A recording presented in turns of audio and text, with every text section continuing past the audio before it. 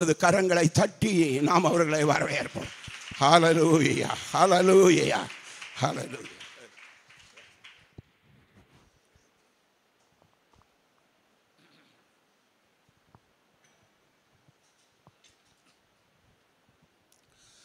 ஆண்டவராகிய இயேசு கிறிஸ்துவின் பரிசுத்த நாமத்திற்கு மகிமை உண்டாவதாக. இந்த வருடத்தின் இந்த இறுதி ஓய்வு நாளிலே கர்த்தருடைய சமூகத்திலே நம்ம கடந்து வரவும், கர்த்தருடைய செய்தி உங்களோடு பகிர்ந்து கொள்ளவும், என்னை ஒரு முறை அறிமுகம் செய்து கொள்ளவும் ஆண்டவர் கொடுத்த பெரிய கிருபைக்காக ஆண்டவருக்கு நான் உண்மையாகவே நன்றி செலுத்துகிறேன். இந்த வாய்ப்பை தந்த நம்முடைய போதகரவர்களுக்கும் இயேசுவின் நாமத்தை என்னுடைய வாழ்த்துதலையும் நன்றியும் தெரிவித்துக் கொள்கின்றேன். அவங்க என்னை குறித்து ஒரு பெரிய இன்ட்ரோடக்ஷன் கொடுத்துட்டாங்க. அது நான் என்னை விடவும் கூடுதலாக கொடுத்துட்டாங்க. நான் இருக்கக்கூடிய அந்த சூழ்நிலை விடவும் அதிகமாக அவர்கள் இன்ட்ரோடக்ஷன் கொடுத்துட்டாங்க. நான் வரும்போதே யோசித்தேன், ஏன்னா எங்களுக்கெல்லாம் ஒரு நாள் மாஸ்டர், உங்கள் போதகராக இருக்கும்போது நாங்கள்லாம் ஸ்டூடெண்ட்டாக இருந்தோம், விசுவாசியாக இருந்தோம். அச்சங்குளத்தில் அந்த ஸ்டோரியெல்லாம் சொன்னால் அதே நமக்கு டைம் போதாது. ஒருவேளை இப்பொழுது அறிமுகமாக இருக்கிறபடியினால் இன்னும் வரும் நாட்களில் கண்டிப்பாக உங்களோடு ஒரு ஐக்கியத்தை கூடுதலாக உருவாக்கி கொள்ளலாம் என்று நான் எண்ணுகிறேன். ஒன்று சொன்னார்கள், இந்த புதிய வருடத்திலே ஒரு ஒரு ஒரு பேஸ்மெண்ட் மாதிரி அவங்களுடைய ஊழியத்தை வைத்து நம்ம செய்யலாம் என்று சொன்னார்கள். நான் வந்த உடனே யோசித்துட்டேன், ஏன் இவங்க ஒரு சபையாக இருக்கிறார்கள், இன்னொரு 10 சபையாக ஏன் மாறக்கூடாது அப்படின்னு எனக்குள்ளே ஒரு எண்ணம். அதை சார்ட்ட என்ன தான் பேச போகிறேன். ஏன்னா நான் உங்களுடைய காங்கிரிகேஷன் எப்படி இருக்கும்னு எனக்கு தெரியாது. இங்கே வந்து பார்த்தபோது தான் அநேக ஆண்டுகளுக்கு பிறகு தான் வெள்ளை சாரியை பார்க்குறேன். ஏன்னா நாங்கள் வேலூரில் இருக்கோம். வேலூர்லெல்லாம் இருக்க விசுவாச சபை தான். ஆனாலும் இப்படிப்பட்ட ஒரு இந்த பேசிக் எக்ஸ்பீரியன்ஸில் யாருமே இருக்க மாட்டாங்க. ரட்சிக்கப்பட்டிருப்பாங்க, அபிஷேகம் பெற்றிருப்பாங்க. ஆனால் ஒரு வேறு பிரிந்து வாழ்கிற ஒரு அனுபவம் நம்ம கன்னியாகுமரி மாவட்டத்தில் மட்டும்தான் அது கூடுதலாக இருக்கும். மற்ற மாவட்டத்தில் நீங்கள் இதெல்லாம் பார்க்க முடியாது. ஏன்னா அப்படிப்பட்ட ஒரு பேக்ரவுண்டில் யாருமே அங்கே வளரலை. ஆனால் நம்மெல்லாம் கன்னியாகுமரி மாவட்டத்தில் வளர்ந்ததுனால அப்படி நம்ம we got opportunity to be brought up இந்த ஸ்பிரிச்சுவல் பேக்ரவுண்ட். அப்படி ஒரு ஆவிக்குரிய நிலையிலே உருவாவதற்கு ஆண்டவர் பெரிய காரியங்களை செய்தார். நாங்கள் ஒரு நாளில் சிஎஸ்ஐ சர்ச்சை விட்டு வெளியே வந்தோம். வெளியே வருகிற போது எங்களுக்கு அந்த சமயத்தில் ஒரு பெரிய லீடர் உங்கள் பாஸ்டர் தான், டேவிட் சார். அப்படின்னா அவர் அப்போவே தீவிரவாதி தான். நாங்கள்லாம் அப்போ சாதாரண விசுவாசிகள். அப்போவே அவர் தீவிரமாக தான் பேசிகிட்டே இருப்பார். அதனால் நாங்கள் அச்சங்குளத்தில் ஒரு சின்ன ஒரு ஃபெலோஷிப்பை ஆரம்பித்தோம். நாங்கள் அது சபையாக ஆரம்பிக்க வேண்டும் என்ற திட்டத்தில் பண்ணலை. ஏன்னா சிஎஸ்ஐலேருந்து வெளியே வந்ததுனால நாங்கள் வெளியே வரல. எங்கள் ஊர் நாங்கள் ஞானஸ்நானம் எடுத்ததுனால நாங்கள் எனக்கு சொந்த ஊர் புன்னேடி. புன்னேடிலேருந்து உங்கள் ஊரில் ஆள் இருக்குது. அதனால் நாங்கள் ஞானஸ்நானம் எடுத்தோம். 5 பேர் ஞானஸ்நானம் எடுத்ததுனால we were excommunicated from the congregation. சபையை விட்டு எங்களை அனுப்பிவிட்டார்கள். அது இன்னாருடைய மகன் இன்னார், இன்னாருடைய மகன் இன்னார், இன்னாருடைய மகன் இன்னாருக்கு 5 ரூபா ஃபைன் போட்டிருக்கோம். என்றைக்கும் நான் 5 ரூபா எங்கள் ஊரில் புன்னேடியில் ஃபைனை கட்டிட்டா நான் I can be a member of the Punnedi CSI church. எனக்கு ஒரு 5 ரூபா ஃபைன் கிடக்குது. நான் கிரிமினல். எங்கள் புன்னேடி சர்ச்சில் ஒரு குற்றவாளி. ஏன்னா ஞானஸ்தானம் எடுத்த வகைக்காக வேண்டி 5 ரூபா ஃபைன் போட்டாங்க. சரி, அந்த ஃபைன் அப்போ கட்டண்டாம். அப்போ கட்டிட்டோன்னா நம்ம தப்பு செய்யிட்டோன்னு அக்செப்ட் பண்ணிக்கிட்டோம், அப்படி தானே? அதனால் கட்டண்டான்னு சொல்லிட்டு வெளியே வந்து நாங்கள் அச்சங்குளத்தில் ஒரு வீட்டில் கூடி கொஞ்சம் ஜெபம் பண்ணோம். ஜெபம் பண்ணி ஒரு 20-25 பேர் அப்படி வந்துட்டாங்க. அப்போ தான் எங்களுக்கு பாஸ்டர் கிடையாது. அந்த சூழ்நிலையில் தான் எங்களுக்கு சார் தான் அப்போ ஹெல்ப்பு. அப்போ சார் எங்களுக்கு அதான் சொன்னேன், அப்போவுமே ரொம்ப தீவிரவாதியாக இருக்கிறதுனால நாங்களும் சிஎஸ்ஐ விட்டு வெளியே வந்ததுனால அப்போ எங்களையும் தீவிரமாக நடத்தணும். பார்த்தீங்களா, அந்த பிகினிங் ஸ்டேஜ் சார் வந்ததுனால நாங்களும் அவரை மாதிரி என்ன செய்யிட்டோம், அந்த மாதிரி ஒரு தீவிரமாக வர வேண்டும் என்ற ஒரு சூழ்நிலையில் மாற்றப்பட்டோம். எப்படியும் கர்த்தருடைய கிருபையில் அவங்க மூலமாகவே நாங்கள் வந்து அசம்பிளிஸ் ஆஃப் காட் ஸ்தாபனத்திற்கு அந்த இடத்தை நாங்கள் கொடுத்தோம். அப்போ தான் புல்வெளையில் ஒரு அசம்பிளிஸ் ஆஃப் காட் சர்ச்சில் ஒரு பாஸ்டர் இருந்தார். அவருக்கு பேர் இப்போ மாரநாதா போயிட்டார்ல, ஜெயபால், ரைட். அப்போது அந்த பாஸ்டர் தான் இவங்க கூட்டிகிட்டு வந்து அங்கே எங்களுக்கு விட்டு நாங்கள் அது மூலமாக தான் நாங்கள் அசம்பிளிஸ் ஆஃப் காட் சர்ச்சில் மெம்பர்ஷிப் எடுத்தோம். அப்பொழுது நெல்லை ஜபராஜ் என்பவர் வந்திருந்தார். அவருடைய ஒரு ஆலோசனையும் சேர்த்து அந்த சமயத்தில் அப்போ நான் காலேஜ் படிச்சுட்டு சும்மா இருக்கக்கூடிய நேரம், ஊழியத்திற்கு அழைப்பு உண்டு, ஆனால் எனக்கு சுவிசேஷ ஊழியம் தான் அழைப்பு, எனக்கு பாஸ்டரல் காலிங் கிடையாது. அதனால் நான் ஊழியத்துக்கு செல்லவில்லை. அந்த நேரத்தில் மதுரைக்கு அசம்பிளிஸ் ஆஃப் காட் ஸ்தாபனத்தை 1975 என்று எண்ணுகிறேன், 75. அந்த சமயத்தில் மதுரையில் போய் அசம்பிளிஸ் ஆஃப் காட் ஸ்தாபனத்தில் உள்ள தலைவர்களோடு அப்பொழுது பேசி அவர்களுக்கு அந்த அச்சங்குளத்து சபையை அவர்களுக்கு கொடுத்து, அவர்கள் ஒரு ஒரு பாஸ்டர் போட்டு, ஏன்னா சார் வந்து எங்களுக்கு டெம்பரரியாக 2, 3, 4, 5 வருஷம் நடத்திக்கிட்டே இருந்தாங்க. ஏன்னா அவங்களும் வாத்தியாராக இருந்தனால அவரும் பாஸ்டர் ஆக முடியாது, அப்படிப்பட்ட சூழ்நிலை. ஏன்னா கவர்மெண்ட்டு வாத்தியார் இல்லை, அதனால் அவரும் பாஸ்டர் ஆக முடியாது. அதனால் எங்களுக்கு ஒரு பாஸ்டரை போட்டு தந்து அசம்பிளிஸ் ஆஃப் காட் ஸ்தாபனமாக மாற்றி நாங்கள் ஆரம்பித்த அந்த சபையிலே தான் எனக்கு மெம்பர்ஷிப், நான் அங்கேயே மெம்பர்ஷிப் எடுத்தேன். இப்படி என்னுடைய ஆரம்ப நாட்களிலே புரட்சிகரமாக வாழ்வதற்கு ஆவியானவர் உதவி செய்தார். அல்லேலூயா. கொஞ்சம் சந்தோஷமா சொல்லுங்களா. ஆமேன். கர்த்தர் பெரிய காரியங்களை செய்தார் அப்படின்னு இப்போ தான் அந்த அருமையான வசனம் நம்ம எத்தனை முறை படித்தாலும் எனக்கு பாருங்க, விருதா 3 விருதா நம்ம எத்தனையோ அது எல்லாருக்கும் மனப்பாடமாக தெரியும். ஆனால் அதில் 3 விருதா இருக்குங்கிறத நம்ம என்ன செய்யலை, படிக்கவில்லை. ஆலோசனையாக ஒரு காரியம் சொல்ல விரும்புகிறேன். நீங்கள்லாம் நல்ல ஸ்ட்ராங் பெண்டெகோஸ்டாக இருக்கிறதுனால பிள்ளைகளெல்லாம் இந்த லெக்கின்ஸ் போடுறீங்க பார்த்தீங்களா, தப்பு இல்லை, அது பாவமும் இல்லை. ஆனால் அவர் life must be an example to others. இப்போ அவங்க சொன்னாங்கல்ல, புரஜாதிகளுக்குள்ளே என்ன பேசணும், இவர்களுக்கு கர்த்தர் பெரிய காரியங்களை செய்தார் அப்படின்னு சொல்லணுமே தவிர, இந்த லெக்கின்ஸையும் கேட்டிங்களா, இந்த டைட் பேண்ட்டு, இந்த தாடி, இந்த கழுத்தாடி, அப்படிலாம் பல விதமான காரியங்களெல்லாம் அணிந்து ஒரு விசுவாசமான சபையில் நீங்கள் வந்து முன்மாதிரியாக இருக்க முடியாது. ஓகே, இப்போ காலம் மாறி போச்சு. எங்கள் காலத்துலலாம் ஒருத்தன் தாடி வச்சுட்டுனாலே அவன் லவ் ஃபெயிலியருங்கிறது தான் மீனிங். உண்டா இல்லையா சார்? உண்மையாக சொல்கிறேன். ஏதாவது ஒரு பொண்ணை லவ் பண்ணியிருப்பான், கல்யாணம் செய்ய முடியாது, அவன் என்ன செய்வான், கிருதா, அவன் தாடி வளர்த்துருவான். ஆனால் இப்போ அப்படி இல்லை, அதையும் சொல்கிறேன், இப்போ அப்படி அல்ல, இப்போ ஒரு ஸ்டைலாக மாறிட்டு ஏன்னா. அதனால் விசுவாச சபைகளில் கொஞ்சம் தயவு செய்து தேவனுடைய பிள்ளைகள், ரட்சிக்கப்பட்டவங்க, அபிஷேகம் பெற்றவங்கள் எல்லாம் நம்ம எப்படி இருக்கணும், we must be an example, ஒரு மாடல், ஒரு மாதிரி. அதாவது நம்ம லைஃப் ஒரு மாதிரியாக இருக்கக்கூடாது, எப்படி இருக்கணும், ஒரு மாதிரியாக இருக்க வேண்டும். இன்றைக்கு கிறிஸ்தவ வாழ்க்கை ஒரு மாதிரி ஆயிற்று. எப்படி ஆயிற்று? ஒரு மாதிரி பெயரப்படாது, எப்படி இருக்கணும், ஒரு மாதிரி வாழ்க்கையாக இருக்க வேண்டும். ஆகவே கர்த்தர் நிச்சயமாக பெரிய காரியங்களை செய்வார். ஏன்னா பெண்டெகோஸ்தே விசுவாசின்னு சொல்கிறவங்க அவங்க வந்து கர்த்தருடைய ராஜ்யத்து போகிறதற்காக வழியை ஆயத்தம் பண்ணி கொண்டிருக்கிறவர்கள். நம்ம இந்த ஒரு சொசைட்டின்னு நினைச்சுறாங்க. கிறிஸ்தவம் வந்து இன்னைக்கு ஒரு சொசைட்டி. கிறிஸ்தவம் என்பது ஒரு சமுதாயம். அங்கே மெம்பராக இருந்தால் போதும் நமக்கு கல்யாணம் நடக்கும், மெம்பராக இருந்தால் போதும் நமக்கு மரணத்தில் அடக்கம் பண்ணிக்கிடுவாங்க, நமக்கு மெம்பராக இருந்தால் போதும் நமக்கு சகல காரியத்தையும் அந்த சபை நமக்கு செய்யும். இன்றைக்கு கிறிஸ்தவ ஸ்தாபனம் வந்து ஒரு சமுதாயமாக இயங்கி கொண்டிருக்கிறது.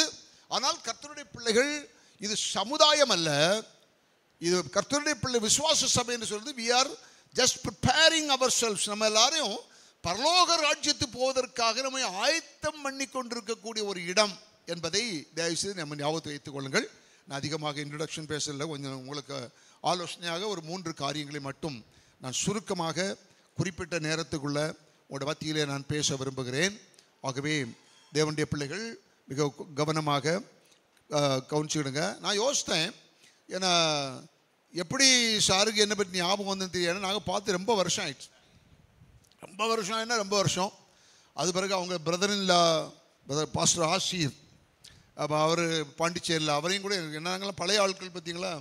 அதனால் அந்த அசம்பிளிஸ் ஆஃப் காட் ஸ்தாபனத்தில் ஊழியம் செய்யக்கூடிய எல்லாருமே, பாஸ்டர் டி மோகன் நீங்கள் டிவியில் பார்த்துருப்பீங்க, அவரெல்லாம் ரொம்ப க்ளோஸ் ஃப்ரெண்டு எனக்கு. நாங்கள் ஒரே ஸ்கூட்டர்லேயே மெட்ராஸில் சுற்றிக்கிட்டே தெரியும். அவர் பிறகு ஆப்ரஹாம் தாமஸ் நீங்கள் டிவிலெலாம் பார்த்துருப்பீங்க, சென்னையில் அண்ணா நகரில் பாஸ்டராக இருக்கிறாரு. அவரெல்லாம் அப்போ ஸ்டூடெண்ட். அவங்க அப்பா வந்து தூத்துக்குடி ஏஜி சர்ச்சில் அவர் வந்து பாஸ்டர் ஆண்ட்ரூ, அவர் தான் எங்களுக்கு அந்த சமயத்தில் இங்கே நமக்கு கன்னியாகுமரி நம்ம டிஸ்ட்ரிக்ட் திருநெல்வேலி டிஸ்ட்ரிக்ட்டுக்கெல்லாம் அவர் தான் பொறுப்பு.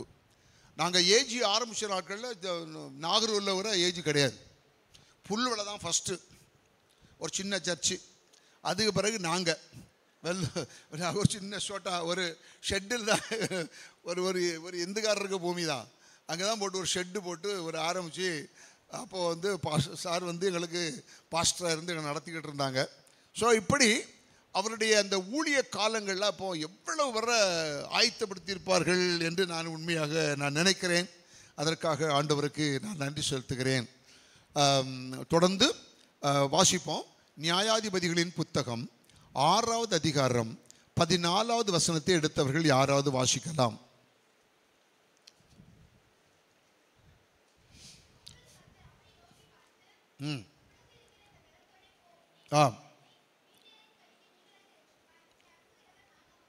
ஓகே. உனக்கு இருக்கிற இந்த பலத்தோடே போ.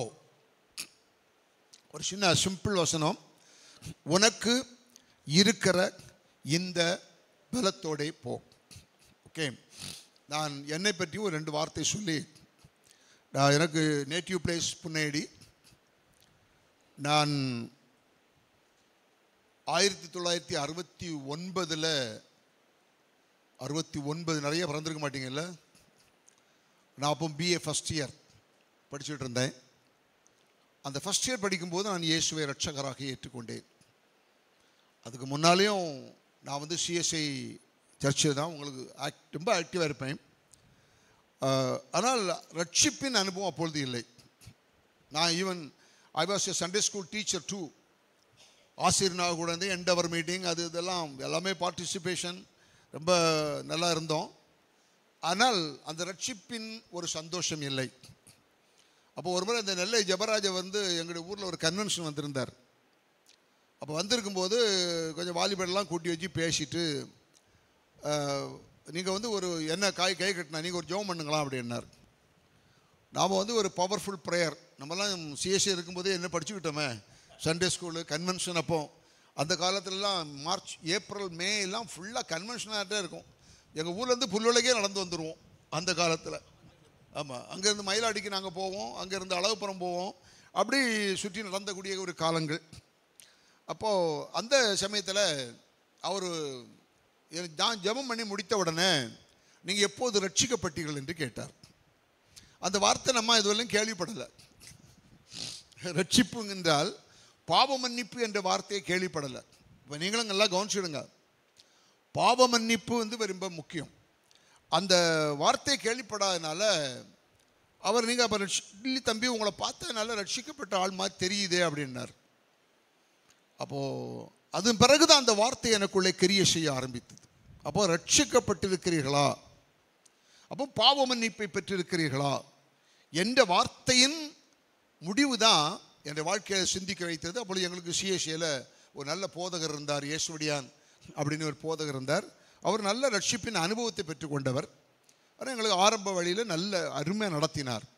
இப்போ அதன்படி நானும் என்னுடைய வாழ்க்கையில் ஒரு நாள் இயேசுவை ரட்சகராக அதாவது என்னுடைய அறை வீடு, எனக்கு மேல் வீடு உண்டு எங்கள் வீட்டில். நான் காலேஜ் படிச்சுட்டு இருக்கும்போது நான் 6:30 ஒரு 9 வரை தான் நைட்டில் படிப்பேன்.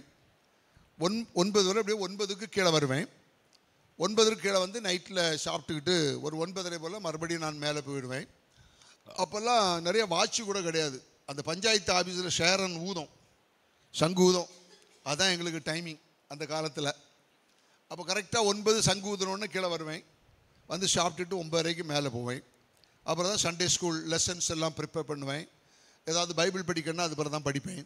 இப்படி இந்த வாலிப நாட்களிலே கர்த்தருடைய சமூகத்தை தீவிரமாக இருந்ததுனால ஒரு நாள் நான் அப்படி உட்கார்ந்துருக்கும் போது எனக்கு ஜெபிக்க வேண்டும் என்ற ஒரு வாஞ்சை வந்தது.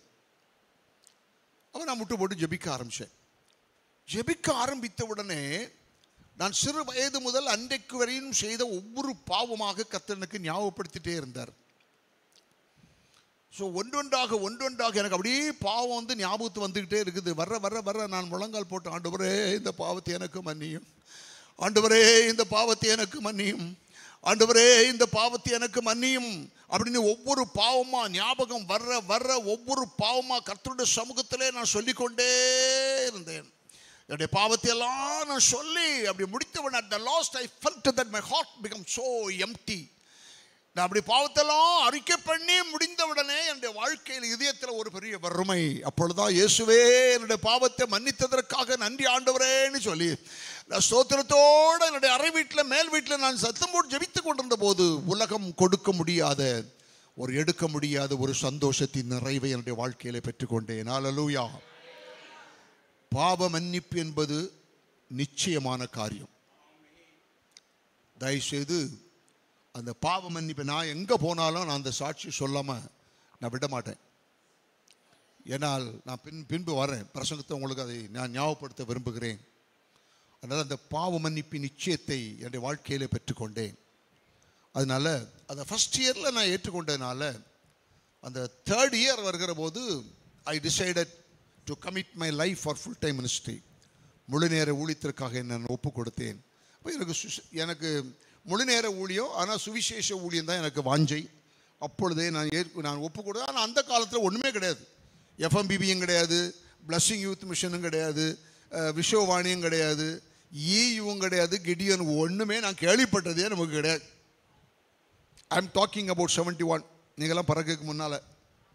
ஏன்னா அப்படி தானே அந்த சமயத்தில் கேள்விப்பட்டது கிடையாது. But I dedicated my life for ministry, அதாவது சுவிசேஷ ஊழியத்திற்காக என்னை நான் ஒப்பு கொடுத்தேன். சரி, அப்படியே என்னுடைய வாழ்க்கையை கடந்து போனது. ஆகவே அருமையான தேவனுடைய பிள்ளைகளே, அந்த ரட்சிப்பின் நிச்சயத்திற்கு என்னை நான் ஒப்பு கொடுத்தேன். உங்களில் கூட விசுவாச சபையில் நீங்கள் ஆவியில் நிரம்பிட்டு இருக்கிறது நல்லது தான். ஆனால் வாழ்நாள் முழுவதும் நிரம்பிட்டு இருக்கக்கூடாது. ஓகே, அதை பின்னால் நான் உங்களுக்கு சொல்கிறேன். ஓகே, இந்த வாசிக்க கேட்ட இந்த பகுதியில் உனக்கு இருக்கிற இந்த பலத்தோடே போ. அதாவது எப்பவுமே சுவிசேஷ ஊழியம் என்று சொல்லுகிற போது நம்ம ஆண்டவரை ஏற்றுக்கொண்டு விட்டால் அல்லது நம்ம ஒருவேளை கர்த்தருடைய ஊழியத்தை ஒப்பு கொடுத்தால் கூட நமக்கு ஒரு additional skill R additional talent will not be given. அதான் கவனிச்சிடுங்க.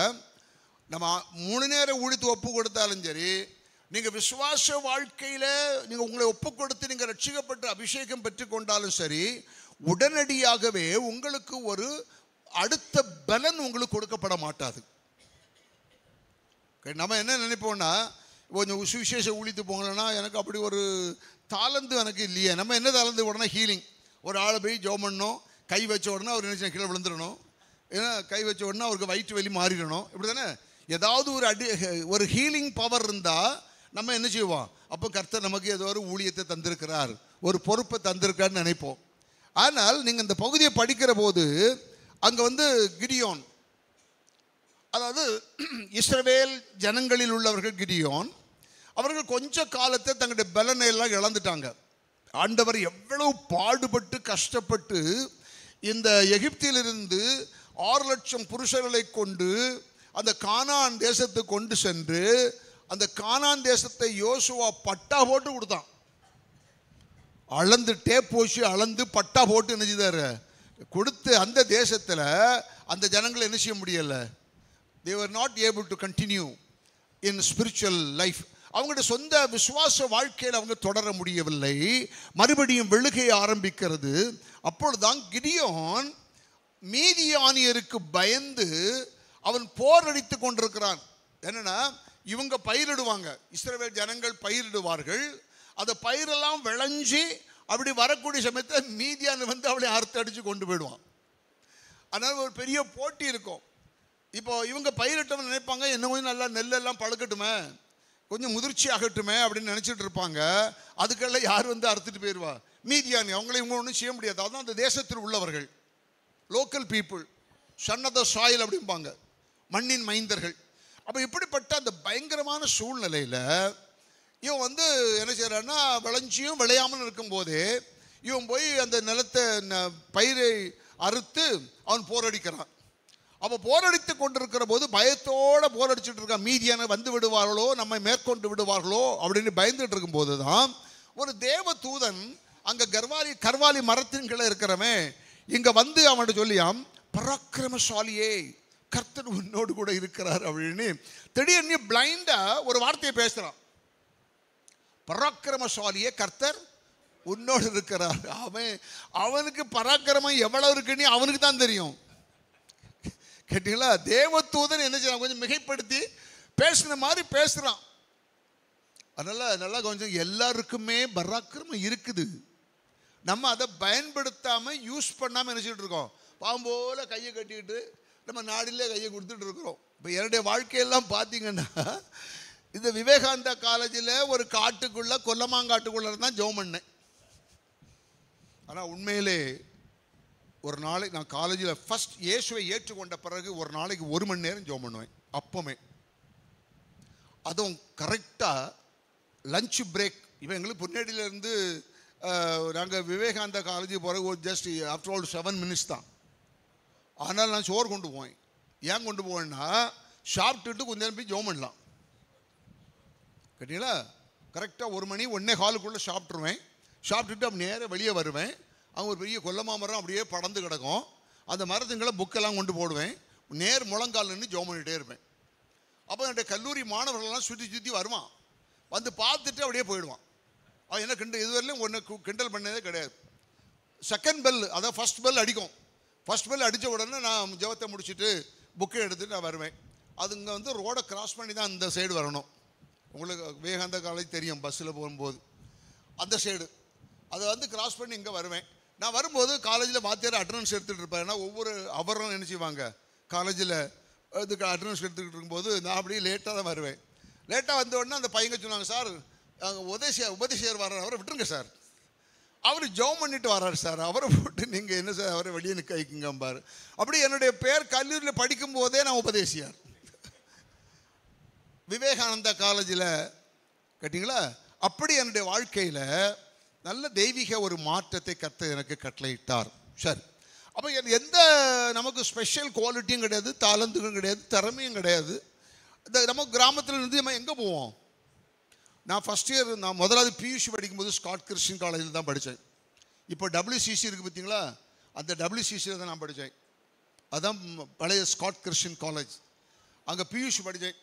படித்ததில் இங்கேருந்து தமிழ் மீடியத்தில் படிச்சுட்டு அங்கே போனோன்னே இங்கிலீஷ் மீடியம். ஒரு அச்சரம் தெரியாது, ஒரு எழுது தெரியாது, ஃபெயிலு. அது பிறகு ஃபெயில் ஆகிட்டு பியூசியில் அதுக்கு பிறகு அட்டம்ப்ட் எழுதி தான் பாஸ் பண்ணி திரும்ப போட்டேன். அங்கே ஸ்காட்டில் தரமாட்டேன்ட்டாங்க. ஏன்னா அப்போவுமே ஸ்காட் கிறிஸ்டியன் காலேஜ் ரொம்ப ஸ்டாண்டர்டாக இருக்கும்.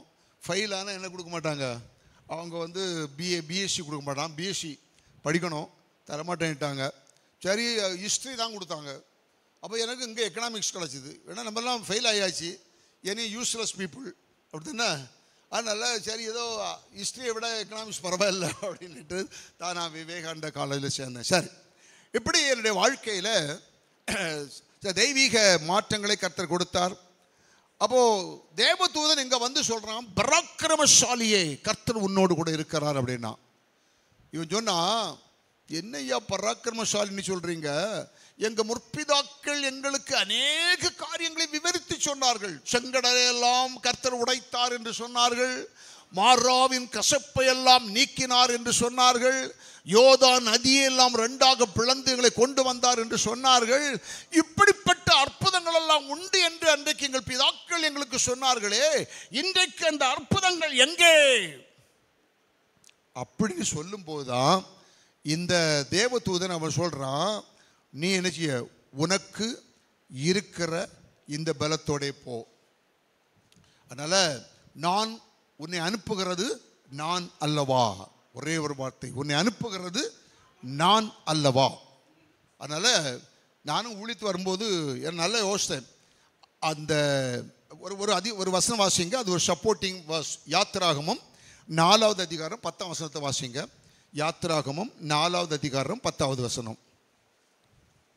யாத்திராகமம் கொஞ்சம் நல்லா சத்தமாக படிக்கணும்.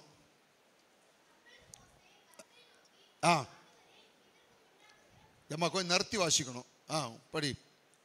அப்பொழுது மோசே கர்த்தரை நோக்கி, ஆண்டவரே, இதற்கு முன்னாவது தேவரீர் உமது அடியானோடு பேசினதற்கு பின்னாவது நான் வாக்கில் வல்லவன் அல்ல. போதும் பாருங்க, மோசே சொல்றான், நீர் என்னை அழைப்பதற்கு முன்பு நான் திக்குவாயனா தான் இருந்தேன். Very good. நீர் என்னை அழைப்பதற்கு முன்பு எனக்கு என்ன வாய்தான்? கொன்னை வாய். நம்ம தமிழில் பேசுவோம். என்ன நம்ம கன்னியாகுமரி மாவட்டம் பாருங்க, நான் 45 வருஷம் ஊழித்து இருக்கேன். நான் நிறைய இடத்துல சுற்றிட்டு வந்துட்டேன். கல்கட்டாவில் 13 வருஷமாக இருந்தேன். அப்படிலாம் சுற்றிட்டு வந்த பிறகும் இப்போ போன வாரம் நான் வெள்ளூரில் ஏதோ ஒரே ஒரு வார்த்தை பேசினேன். உங்களுக்கு எந்த மாவட்டம் அப்படின்னு கேட்டார் ஒரு ஆள். 45 இயர்ஸ் நான் கல்கட்டாவில் 13 வருஷம் ஊழிஞ்சிட்டு வந்தேன். மெட்ராஸில் இருந்தேன், பெங்களூரில் இருந்தேன், எங்கெல்லாமோ ஊழிஞ்சிட்டு வந்துட்டேன். ஒரே ஒரு வார்த்தை அது. அப்போ அவர் சொன்னார், உங்களுக்கு நீங்கள் எந்த கன்னியாகுமரி மாவட்டமாக அப்படின்னாரு. ஆமையா அப்படின்னு. எப்படி சொல்கிறீங்கன்னாரு. இல்லை, அவர் ஒரு இந்துக்காரரு. ஏன்னா அந்த அந்த ஒரு கடைக்கு போயிருந்தேன். அந்த கடையில் உள்ள ஓனர் எனக்கு தெரியும். ஒரு 20 வருஷத்துக்கு முந்தி வரை பார்த்துருக்கேன். அப்போ உங்கள் ஓனர் அவங்க கடைக்கு வரலையா அப்படின்னு கேட்டேன். அது அவர்கள் கடைக்கு வரலையான்னு கேட்டேன்ல. அங்கே வந்து அவருன்னு தான் கேட்பாங்க. நீ நான் போ வா, புருஷன் வர மனைவி வர புருஷனை அவரு இவர் அப்படி தான் பேசுவாங்க அங்கே. கேட்டீங்களா? அதனால் ஆமாம், பொதுவாக எல்லாருமே அப்படி தான் பேசுவாங்க. ஒரு ரெஸ்பெக்ட் கிடையாது. ஸோ அதனால் நம்முடைய வார்த்தையில் எனக்கு ஒன்றுமே மாறலை, என்னன்னு தெரியல. சரி, இங்கே ஆண்டவர்கிட்ட அவன் மோசே கேட்குறான், என்னை அழைக்க முன்பு எனக்கு என்னவா தான் இருந்து? கொன்னை வாய் தான் இருந்து. நீர் என்னை அழைத்த பிறகும் எனக்கு என்ன வாய் தான் இருக்குது? அந்த கொன்னை வாய் தான் இருக்குது. என்ன செய்யலை, மாறலையே. ஏன் ஆண்டவரே அப்படின்னு கேட்டான். கேட்டீங்களா? அதுதான் பாருங்க, உனக்கு இருக்கிற பலத்தோடு தான் நீ போகணும். கேட்டீங்களா? Nothing will be added, nothing will be given more, no special talent will be given. அதனால ஒருவேளை நீங்கள் அநேகர் ஊழியத்தெல்லாம் வரலான்னு யோசிக்கலாம். அப்படி யோசித்துட்டு இருக்கக்கூடிய அந்த சூழ்நிலை ஒப்பு கொடுத்துடணும். கேட்டீங்களா? உங்களுக்கு என்ன கிடையாது ஸ்பெஷலாக ஏதோ ஒன்று ஆண்டவர் கூட்டி தர மாட்டார். நீங்கள் போகிற இடங்களில் கர்த்தர் உங்களை பயன்படுத்துகிறதை பார்த்து உங்களுக்கு தெரியும், I am really called by the lord to be in the ministry. இந்த ஊழியத்திலே நான் இருக்கும்படியாக கர்த்தர் என்னை அழைத்திருக்கிறார். ஹல்லேலூயா, ஹல்லேலூயா. உங்களுக்கு தெரியும், நம்ம மாவட்டத்தை பொறுத்தவரை தமிழ் மீடியத்தில் படிச்சுட்டு பிஏ படித்தா என்ன இங்கிலீஷ் பேசுவோம் சொல்லுங்க. பிள்ளைகள்லாம் இருக்குல்ல, காலேஜ் படிக்கிறீங்களா? இப்போ இங்கிலீஷ் ஒரே ஒரு தம்பி தான் என்ன இங்கிலீஷில் ஏதோ வசனம் சொன்னான். அப்போ மீதி எல்லாரும் நமக்கு தெரியும், நம்ம தமிழில் தான் வி ஆர் வெரி ஃபெமிலியர். பைபிளே நம்ம இங்கிலீஷ் பைபிளில் படித்ததெல்லாம் கிடையாது, அப்படி தானே? அப்போ இந்த சூழ்நிலையில் நமக்கு ஒரு தாளந்துமே கிடையாது. என்ன சொல்ல போனால், நான் கேம்பஸ் குஷனில் அந்த ஊழியத்தில் நான் 78 நான் ஜாயின் பண்ணும்போது வாட் இஸ் யுவர் நேம்னு கேட்டால் கூட சொல்ல தெரியாது. ஏன்னா 71 பிஏ முடித்தேன். 71 பிஏ முடிச்சது 78 வரை நான் I was working the Bedi field. நல்ல வயலில் போய் கிடந்தான் வேலை செய்தேன். ஆமாம், பயங்கரமான வேலை செய்வேன். வயலில் இருந்து நல்ல அதை உழவு மட்டும்தான் எனக்கு தெரியாது, ஏறு பிடிக்க மட்டும்தான் தெரியாது. மீதி எல்லாம் உண்மையை சொல்கிறேன், 1/2 ஏக்கர் நிலத்தில், எங்களுக்கு புட்ட குளத்தில் 1/2 ஏக்கர் நிலத்தில் ஆள் கொண்டு போக மாட்டேன், நானே மண் வெட்டி கொண்டு போவேன். அங்கே உழவு மட்டும்தான் வேற ஆள், வரப்பெல்லாம் பிராவுதெல்லாம் நான் பண்ணுவேன். பிறகு ரோட்டில் ஒரு 8-10 வண்டி உரம் இருக்கும். அந்த ரோட்டில் இருக்கக்கூடிய உரத்தை அப்படி நானே ஒத்தையில் வெட்டி, நானே சமந்து, நானே வயலில் போடுவேன், நானே பொழித்தட்டுவேன், நானே விதைப்பேன். ஆமாம், ஐ வாஸ் ட்ரெயின்டு. கேட்டிங்களா? In every area of the agriculture field. அந்த மாதிரி நான் ஐ வாஸ் ஒர்க்கிங் ஹார்ட். ரொம்ப நல்லா வேலை செய்திருக்கேன். அந்த இன்னும் சொல்ல போனால் உப்பளத்தில் போய் உப்பு கூட சுமந்திருக்கேன். உள்ள அரிசியை விட வெயிட் கூடனது உப்பு. பட்ல ஒரு மூட்டை உப்பை தூக்கி தள்ள வச்சுக்கணும்னு நான் சுமந்துட்டு போவேன். அந்த மாதிரி அந்த காலத்தை வேலை செய்வீங்களா?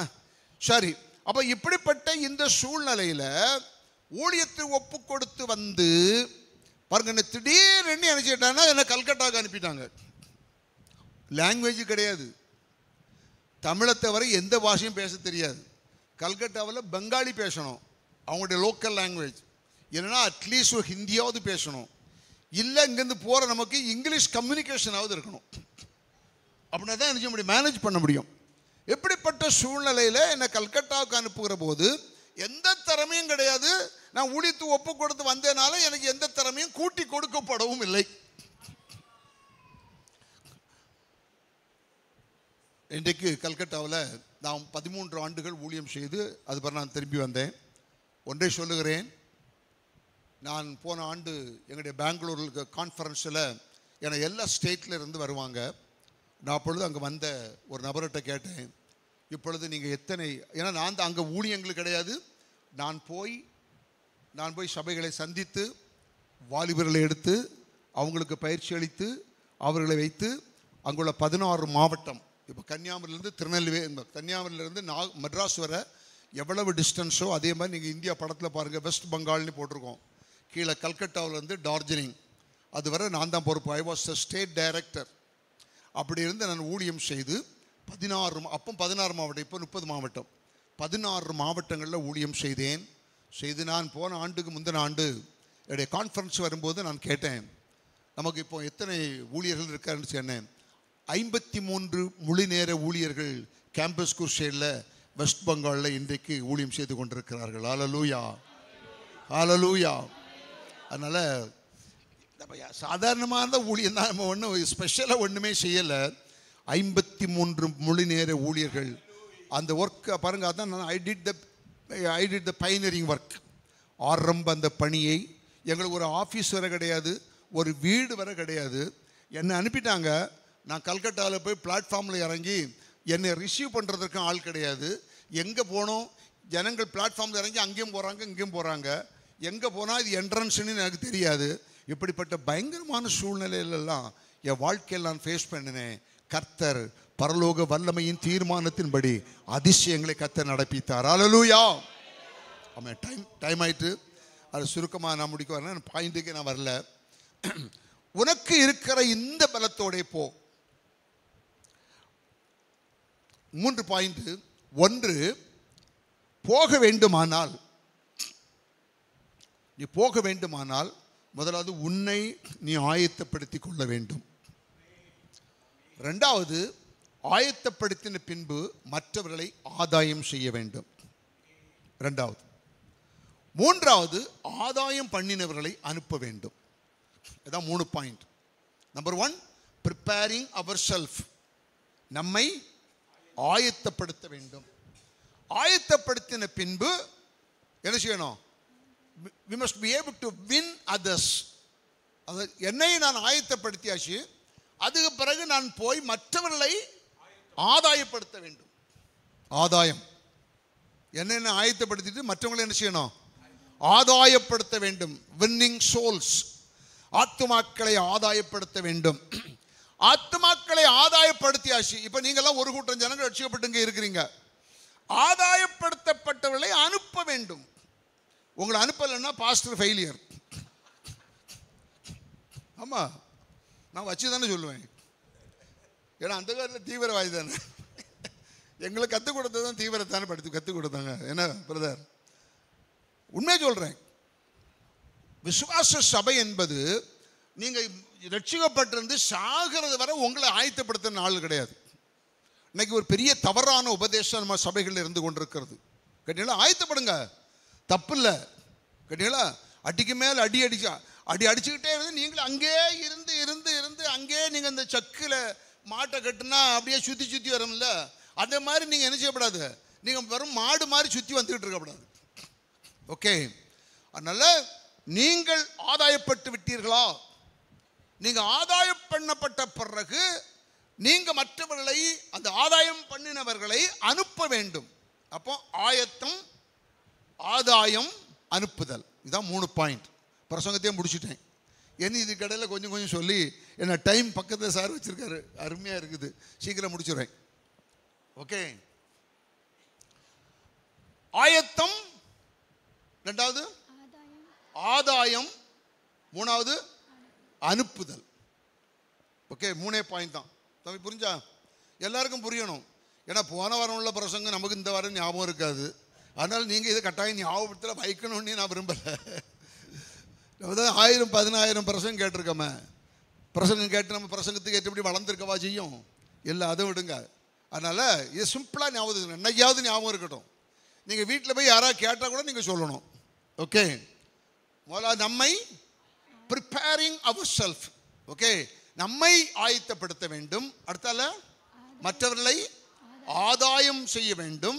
மூன்றாவது ஆதாயம் செய்தவர்களை அனுப்ப வேண்டும். சரி, இது சுருக்கமாக ஒரு 1-2 வசனங்களை சொல்லி நான் உங்களுக்கு முடிக்க விரும்புகிறேன். வாசிங்க, லூக்கா 22வது அதிகாரம் 32 வசனத்தை சத்தமா யாராவது வாசிங்க. லூக்கா 22:32. நானோ உன் விசுவாசம் ஒழிந்து போகாதபடிக்கு உனக்காக வேண்டிக் கொண்டேன். நீ குணப்பட்ட பின்பு ரொம்ப ஸ்பீடா படிக்கப்படாது. நீ குணப்பட்ட பின்பு உன் சகோதரரை திடப்படுத்து என்றார். இது 2 பாயிண்ட் இருக்கு பாருங்க. ஒன்று என்னது?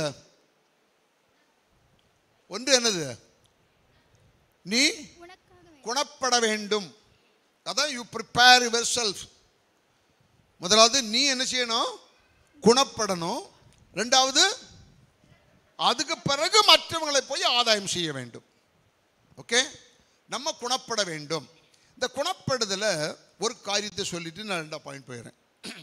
அதாவது இன்றைக்கு ரட்சிப்பு என்கிறதுக்கும் இந்த ரட்சிப்பின் நிச்சயம் என்பதற்குள்ள ஒரு வித்தியாசத்தை சொல்லி நான் போக விரும்புகிறேன். ஏன்னா சார் முதல்ல சொன்னாங்க, நாங்களாம் இந்துக்கள் மத்தியில் கூடுதலாக கிறிஸ்தவர்கள் அல்லாதொரு மத்தியில் நாங்கள் ஊழியம் செய்துட்டு இருக்கிறதுனால உங்களுக்கு இந்த காரியத்தை ஞாபகப்படுத்த விரும்புகிறேன். இன்றைக்குள்ள கிறிஸ்தவ சபைகளில் வெற்றிகரமான வாழ்க்கை கிடையாது. இன்றைக்கு கிறிஸ்தவ சபைகளில் என்ன கிடையாது? வெற்றிகரமான வாழ்க்கை கிடையாது. ஏன்? Why Christians are not so success? கிறிஸ்தவங்க தங்களுடைய வாழ்க்கையில் ஏன் வெற்றிகரமாக இல்லை? ஏன் வெற்றிகரமாக இல்லைன்னா, ஏன்னா நான் ஊழியத்தில் 45 வருஷம் இருக்கிறனால அநேக காரியங்களை நான் அலசி பார்த்து கண்டுபிடித்த சம்பவத்தை உங்களுக்கு சொல்ல விரும்புகிறேன். கேட்டீங்களா? ஆவியின் நிறைவு ஒன்று இருக்கிறது. அந்த ஆவியின் நிறைவை நம்ம ஏற்றுக்கொண்டிருக்கிறோம். அதனால் இன்றைக்கு பெந்தகோஸ்தே விசுவாசிகள்லாம் எங்கே இருக்காங்கன்னா, ஆலயத்துக்கு வருகிற போது அந்நிய பாஷைகளை பேசுவார்கள், வீட்டுக்கு செல்கிற போது பல பாஷை பேசுவார்கள். புரியுதா? ஆவியில் நிறைகிற போது என்ன பாஷை வரும்? அந்நிய பாஷை வரும். வீட்டில் போய் மற்றவங்கள்ட்ட சண்டை போடும்போது என்ன பாஷை வரும்? ஆமாம், வாயில கட்ட என்ன வார்த்தை வரும்னு தெரியாது. ஆமாம், உண்மையை சொல்கிறேன். இப்போ நானும் உங்களை மாதிரி தானே. நான் என்ன பரலோகத்திலிருந்து இறங்கிய வந்தேன்? என்ன பிரதர், நீங்கள் சர்ச்சில் இருக்கும்போது தான் பரிசுத்தவான்கள். இந்த 2.5 மணி நேரம் தான் நீங்கள் யாரு? ஆமாம், பரிசுத்தவான்கள். 2.5 மணி நேரத்தில் உங்களை அவுத்து விட்டாச்சுன்னா நீங்கள் வீட்டுக்கு போயாச்சுன்னு சொன்னால் நீங்கள் யாரை எப்படி மாறுவீங்களோ எனக்கு தெரியாது. I do not know what you are going to be. நீங்கள் எப்படி மாறுவீங்கன்னு எனக்கு தெரியாது. ஏன்னா நாங்களே ஃபேஸ் பண்ணிட்டு தானே இருக்கோம். நம்ம வீட்டுக்குள்ளே பார்த்துட்டு தான் இருக்கோம். கேட்டீங்களா? அதுலேயும் பெண்களை பற்றிலாம் அதிகமாக சொல்ல வேண்டியதே இல்லை. எங்கள் வீட்டில் எங்கள் தங்கச்சிக்கு 4 பையங்க. 4 பையங்களும் இன்னைக்கும் பாருங்கள் எல்லாருமே 4 தே காட் மேரீடு, எல்லாரும் கல்யாணம் செய்யிட்டாங்க. இன்றைக்கும் கிறிஸ்மஸுக்கு எல்லாம் வீட்டுக்கு வந்தான்னா ஒருத்தன் படுத்தான்னா, சும்மா படுத்துட்டு வந்தானா மீதி 3 பேரும் அவனை தலையணையாக வச்சு படுப்பான். அப்போ எவ்வளவு ஐக்கியமாக இருப்பாங்கன்னு சொல்ல வர. ஒருத்தன் இப்படி பாயில் படுத்தான்னா, கட்டில் படுக்க மாட்டானோ, எப்போம்மா கட்டில் இருக்குது, பாயில் படுத்தான்னா அவனை தலையணையாக வச்சு 4 பேரும் இருந்துச்சு 3 பேரும் இருந்துச்சுவான் குறுக்க படுப்பான். இந்த மாதிரிப்பட்ட ஒரு தெய்வீக ஐக்கியம் உண்டு எங்கள் வீட்டுக்குள்ளே. ஆனால் அந்த மனைவி மாதிரி என்னைக்கு வீட்டுக்குள்ளே வந்தாங்களோ போச்சுடா. ஆமாம், அதில் உண்மையை சொல்கிறேன். ஒருத்தன் எல்லாம் அவனுக்கு கல்யாணம் செய்கிறது பக்கத்தில் தாமரைகுளம், உங்கள் பழைய ஊர் தாமரைகுளம். அவன் வரும்போதே 2A 2B பஸ் நம்ம உள்ளே வர்றோம். தாமரலத்தில் ஸ்டாப்பில் அவளை இறக்கி அவங்க அம்மா வீட்டுக்கு அனுப்பிடுவான். அனுப்பிக்கிட்டு தான் அவன் தான் அவனுக்கு சூட் கேஸ் இங்கே தூக்கிட்டு வருவான். அவனுக்கும் பிள்ளைகளுக்குன்ற சூட் கேஸ் எல்லாம் அதில் இறக்கி விட்டுருவான். ஒரு ஸ்டாப் தான். எனக்கு தெரிஞ்சவங்களுக்கு தெரியும் தாமரலத்துக்கும் புன்னடிங்க எவ்வளோ தூரம் இருக்குன்னு. Walkable distance. நாங்கள் மீன் வாங்கலாம் அங்கே தான் வரணும். அப்படிப்பட்ட காரணம் அவன் அங்கே வந்துட்டேன்னு வச்சுக்கிடுங்க, அவனுக்கு அது கிறிஸ்மஸும் கிடையாது, அவன் நியூ இயரும் கிடையாது, நரகமாக மாறிடும். இதெல்லாம் உண்மை சம்பவத்தை நான் சொல்கிறேன். எனக்கு சொந்தக்காரங்க இங்கே இருக்காங்க, பின்னாடி ஆளுங்க இருக்குது, கேட்டிங்களா? அதனால் சொல்கிறேன். பின்னாடி ஆளும் சாதாரண ஆள் இல்லை. எங்கள் தாய் மாமனுடைய மகனுடைய ஃபேமிலி இங்கே இருக்குது. எங்கள் அம்மாவுக்கு அண்ணன் பையன் எங்கள் ஃபேமிலியே இங்கே இருக்கிறாங்க. ஓகே, சரி. அதனால் கர்த்தருடைய பிள்ளைகளே ரொம்ப கவனமாக இருங்க. நான்லாம் அடிக்கடி எந்த கோயிலில் போனாலும் பிரசங்கம் பண்ணுவேன். ஆம்பளைகள் ஓரளவுக்கு பரலோகத்துக்கு போயிடுவாங்க. ஆனால் பெண்கள் வந்து ரொம்ப டிஃபிகல்ட். நீங்கள் ரொம்ப கஷ்டம். நான் சாதாரணமாக சொல்லலை, இட்ஸ் வெரி டிஃபிகல்ட். நீங்கள் உங்கள் மாமியார்கிட்ட யாராவது நீங்கள் அன்பாக இருக்கிறீங்களா? அதே மாதிரி மாமியார் மாருங்க இருப்பீங்க, உங்கள் மருமக்க மாட்ட நீங்கள் அன்பாக இருப்பீங்களான்னு பார்த்துக்கிடுங்க. நான்லாம் ப்ராக்டிக்கலாக பேசினேன். இப்போ ஒரு உதாரணமே சொல்லித்தேன். நான் இப்போ ஆளை சொல்லியே சொல்லிடுவேன். இப்படி அப்படியே சொல்லிட்டு போனால் எல்லாமே நான் உதாரணத்தை சொல்லி சொல்லுவேன். அது நான் பல ஊரில் சுற்றிட்டு வந்துட்டேன் பார்த்தீங்களா? அதனால் எல்லா ஊரில் உள்ள உதாரணமும் எனக்கு நல்லா தெரியும். அதனால் விசுவாசத்தில் வளரக்கூடிய பெண்கள் ரொம்ப கவனமாக இருங்க. நீங்கள் உங்கள் மாமியாரை ஒரு தாயார் என்ற அளவிற்கு அந்த தெய்வீக அன்பை நீங்கள் உருவாக்கி கொள்ளாதிருந்தால் பரலோக ராஜ்யம் பந்தடி கோட்டு இல்லை. It's not like a play ground to play. ஒரு வால் பந்து கிடக்கு, கால் எடுத்து அவன் கையோட தான் விளையாடுவான், நீ கால் எடுத்து அடிச்சுட்டு உள்ளே போயிடுவா. ரோட்டில் ஒரு வாலிபால் வரனா நீ நம்ம எப்படி எடுப்போம்? கை எடுத்தா தூக்குவான், என்ன செய்வான்? கால் எடுத்து அடிப்பான். அவன் கையிலே அதை வச்சு விளையாடி அவன் அதை பரிசுத்தமாக விளையாடிட்டு இருக்கிறான். அதனால don't think that the kingdom of God is like a playground. விளையாட்டு மைதானம் அல்ல பரலோக ராஜ்யம். நீங்க அங்க வாழ்க்கையில் உங்க மனபோல நீங்க வாழ்ந்துகிட்டு நீங்க யாரிடத்தில் ஐக்கியமாக இருக்க வேண்டுமோ, யாரிடத்தில் சமாதானமாக இருக்க வேண்டுமோ அவர்களோடு நீங்க ஐக்கியமாக வாழ முடியாத ஒரு சூழ்நிலையை உருவாக்கிக்கிட்டு ஆவியில நிரம்புறதுனால பரலோக ராஜ்யத்தில் போகலாம் என்று நினைக்காதிருங்கள். உங்க வாழ்க்கையை தயவுசெய்து கொஞ்சம் மாற்றுங்க. You try to change, completely make a change in your life. கேட்டீங்களா? இது நடக்கக்கூடிய சம்பவம். அதனால கர்த்தருடைய பிள்ளைகள் வாழ்க்கை ஒரு காரியத்தை சொல்லி முடிக்கிறேன்.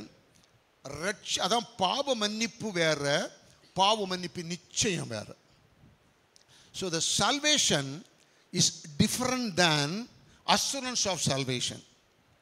பாவ மன்னிப்பு என்று சொல்வது என்னன்னா, நீங்க 1 யோவான் 2:2 படிமா. 1 யோவான் 2:2. நம்முடைய பாவங்களை நிவர்த்தி செய்கிற கிருபாதார பலி அவரே. பாருங்க, நம்முடைய பாவங்களை நிவர்த்தி செய்கிற கிருபாதார பலி அவரே. நம்முடைய பாவங்களை மாத்திரமல்ல, நமது பாவங்களை மாத்திரமல்ல, சர்வலோகத்தின் பாவங்களையும். எங்க யாரு? சர்வலோகத்தின் பாவங்களை நிவர்த்தி செய்கிற பலியாய் இருக்கிறார். போதும். அப்போ இயேசுவானவர் என்றைக்கு சிலுவையில ரத்தம் சிந்தினாரோ அன்றைக்கு அவர் என்ன செய்தார் சொல்லுங்க? என்ன செய்து விட்டார்? சர்வலோகத்தின் பாவங்களை மன்னிப்பதற்கு தன்னை பலி செலுத்தி அந்த பலியினாலே சர்வலோகத்திற்கும் ஒரு மீட்பை உண்டு பண்ணிவிட்டு சென்று விட்டார். அப்படிதானே? He has died for the whole universe. முழு உலகத்திற்காக ரத்தம் சிந்தி விட்டார். அப்ப ரத்தம் சிந்தினதான் என்னது? அதுதான் நம்ம என்ன சொல்றோம்? பாவ மன்னிப்புன்னு சொல்றோம். இப்போ இந்த பாவ மன்னிப்பு என்று சொல்வது இயேசு சிலுவையிலே சிந்தின ரத்தம். இதான் பாவ மன்னிப்பு. ஓகே, இதான் பாவ மன்னிப்பு. இந்த பாவ மன்னிப்பை நமக்கு தெரியும் எல்லாருக்கும். எங்க இயேசு ரத்தம் சிந்தின ரத்தத்தினாலே பாவத்தை மன்னித்து விட்டார். இது நமக்கு தெரியும். இந்த தெரிந்ததை நீங்கள் உலகத்துக்கு சொல்லிட்டு இருக்கக்கூடாது. இது அறிவு. இதான் ரட்சிப்பு என்பது அறிவு. இயேசுவானவர் சிலுவையில் ரத்தம் சிந்தினார், அது அறிவு. இந்த அறிவை நீங்க பிரசங்கம் பண்ணக்கூடாது. அந்த ஏன் ரத்தம் சிந்தினார்? நம்முடைய வாழ்க்கையில பாவத்தை மன்னிப்பதற்கு ரத்தம் சிந்தினார். அந்த பாவ மன்னிப்பை நீங்கள் பெற்றிருக்கிறீர்களா?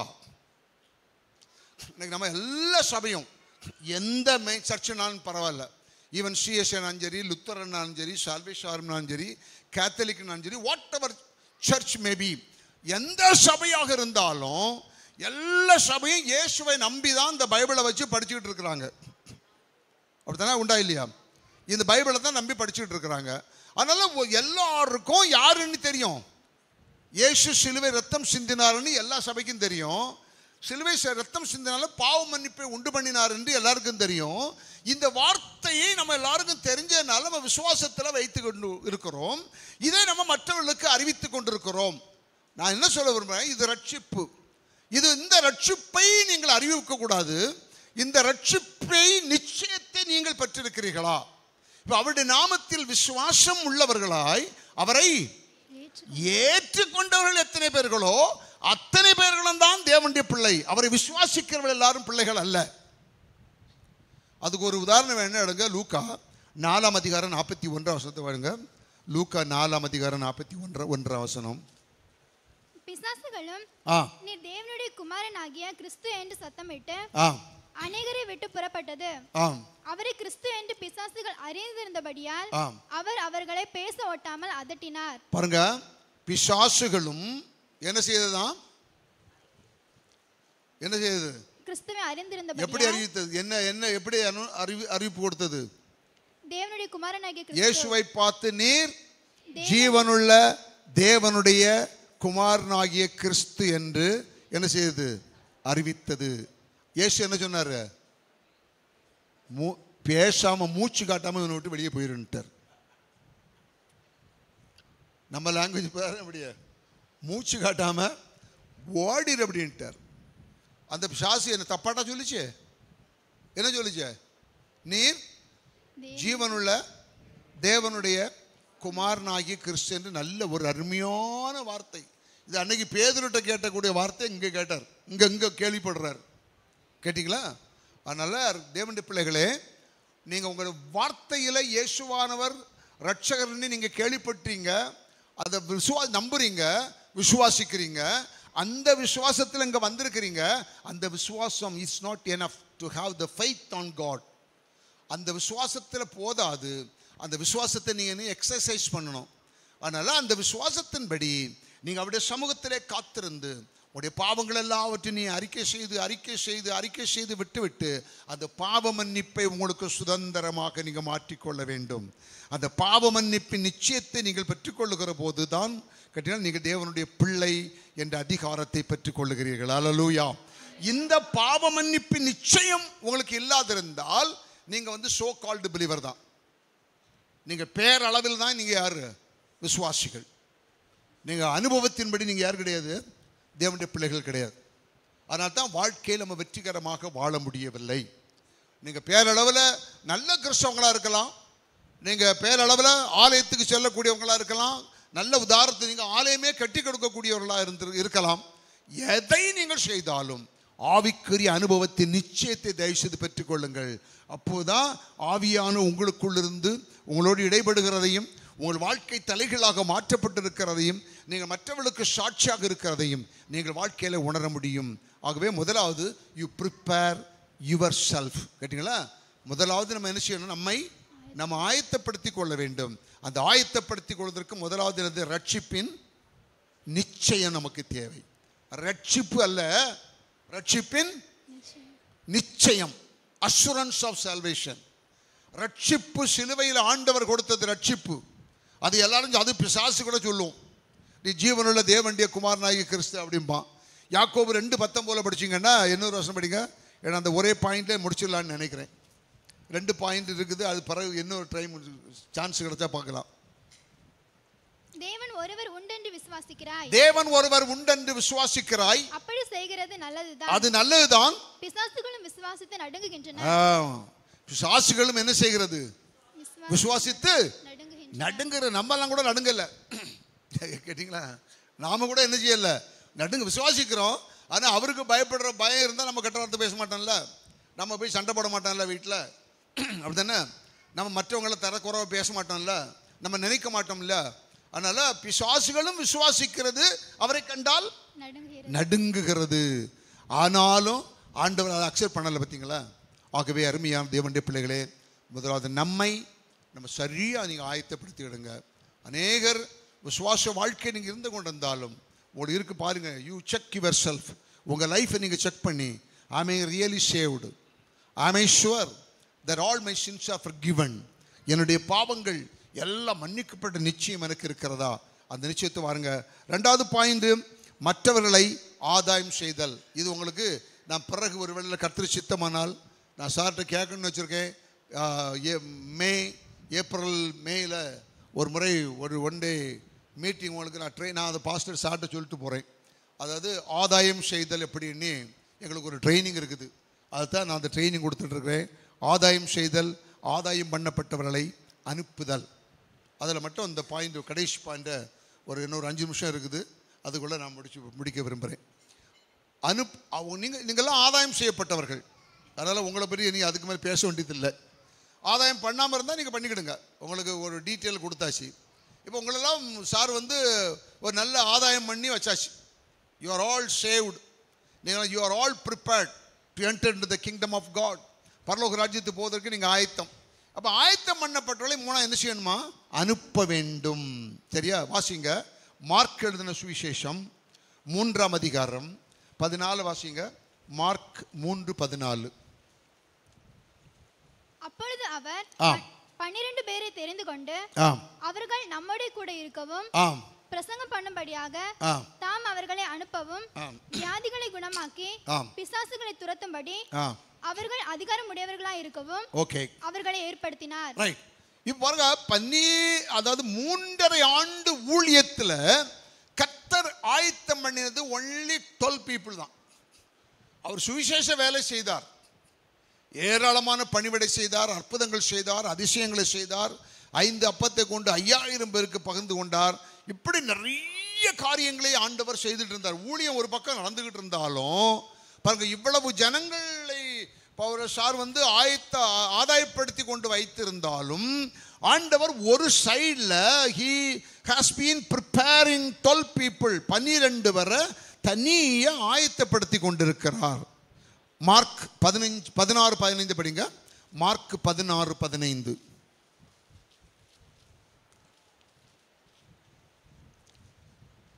பின்பு அவர் அவர்களை நோக்கி, இப்போ அந்த 12 பேருக்கு மறுபடியும் வருகிறார். பின்பு அவர் அவர்களை நோக்கி, நீங்கள் உலகமெங்கும் போய் சகல சிருஷ்டிக்கும் சுவிசேஷத்தை பிரசங்கியுங்கள். பாத்தீங்களா? அவர் 12 வரை ஏன் ஆயத்தப்படுத்தினார்? இந்த 3 ஆண்டு ஊழியத்தில் அவர் ஆயிரக்கணக்கான மக்களை ஆயத்தப்படுத்தி இருக்கலாம் பாருங்களா. But at the same time he was preparing 12 people for a definite purpose. ஒரு குறிப்பிட்ட நோக்கத்திற்காக 12 வரை ஆயத்தப்படுத்தினார்.